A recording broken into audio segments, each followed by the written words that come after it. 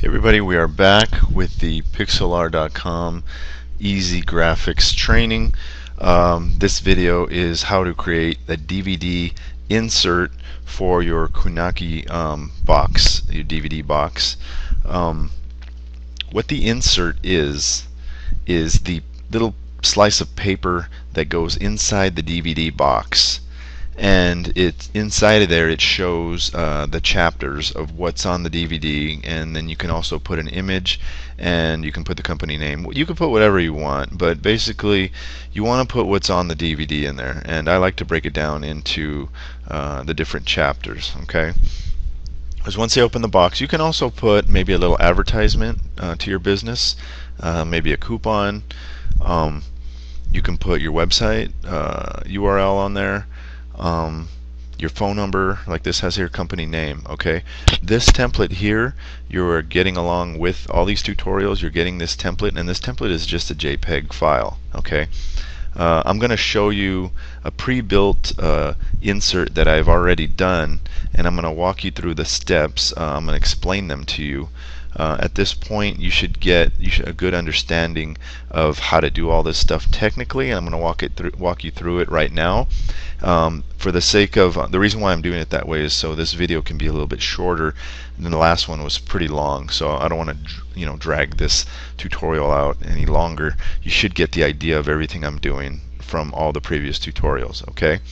First of all, what I want to do is I open up this template here, and what I have to have by its side is also the artwork that I created the Kunaki cover with. Okay, I start out with the cover first. Now I need to mimic that style into the I want to do it into the insert and the disk file as well. When we do the disk file in the next tutorial, it's going to we're going to do it this exact same way. Okay, so what I did was I created a new layer.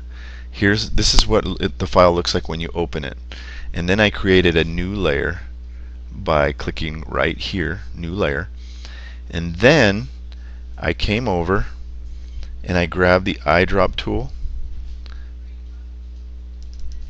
and I selected the original Kunaki box file. You can see the eyedrop tool there, and I left clicked and it turned my color box blue.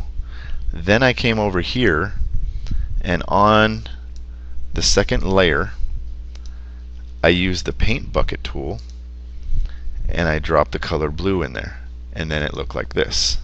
Okay, so that's what I had next. I have that on top of that.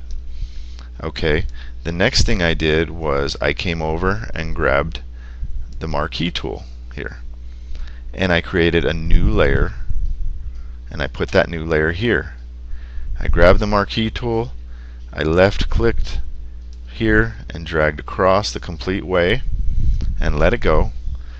Then I came over, clicked on this file here, grabbed the eyedropper tool, clicked on the gray area. Now I have gray in here. I grabbed the paint bucket tool.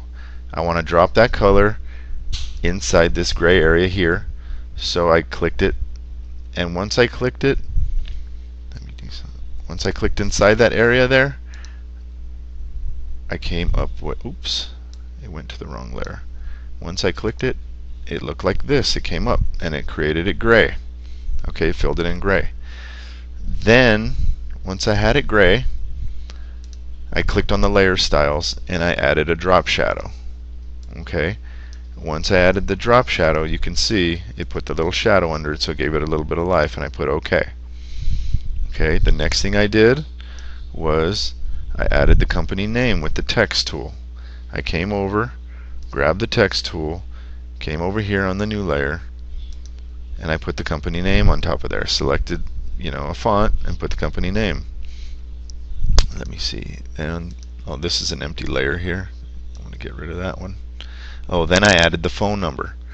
So in order to add the phone number, let me trash this layer. It's an empty layer. It's nothing. Okay, then I wanted to put the phone number underneath it. So I created a new layer, and on the new layer I typed in the phone number with the text tool. I grabbed the text tool, clicked it, and typed in the phone number. There's the phone number in a different style font. Okay, so in order to make the two fonts side by side different, you have to start a new layer. Okay, then I wanted to create a title that went up on top. So I created another layer. I grabbed the text tool and I started typing away, and I made the creative layer, the creative title layer up there. Alright. Now let's see. Here's another empty layer that I can throw away. This one's nothing here, it's empty. Throw that one away. Then I created another layer, and I wanted to type the chapters in right in here. So I created a new layer, grabbed the text tool, started typing chapter 1, chapter 2, chapter 3, and it looked like this. There it is. So this is what I ended up with. You can take a look at it. Oops. Let me make that bigger. There it is. That's my insert. Now down here I can create another paragraph and and give a plug for a new product that I'm coming out with, maybe a domain name, maybe a whatever, an image. I can put an image here, which would be good, a picture. Maybe the same girl that's on the cover can go right there.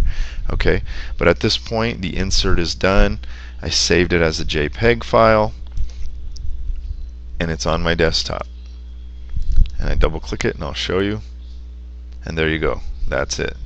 So that's a quick run through of how I did it. Pretty repetitive, all the tools that I used and pretty much how I laid it out. All I did was I used, the main part is that I used the original artwork from